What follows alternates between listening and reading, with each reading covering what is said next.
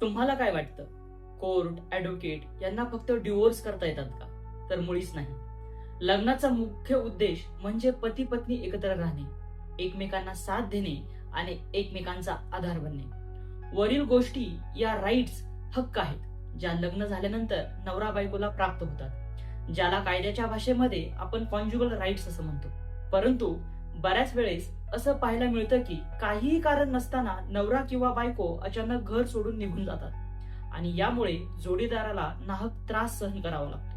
अशा परिस्थितीमध्ये आपण आपला जोडीदार परत येऊन आपल्या सोबत राहावा यासाठी जिल्हा न्यायालयात हिंदू विवाह अधिनियमाच्या कलम 9 नुसार अर्ज करू शकतो. या कलमातील महत्वाची बाब म्हणजे जोडीदाराने सोडण्याचं कारण योग्य आहे की नाही हे सिद्ध करण्याचं काम सोडून गेलेल्या व्यक्तीवरती असतं. कलम 9 अंतर्गत मदत मिळण्यासाठी काही गोष्टी आवश्यक आहेत.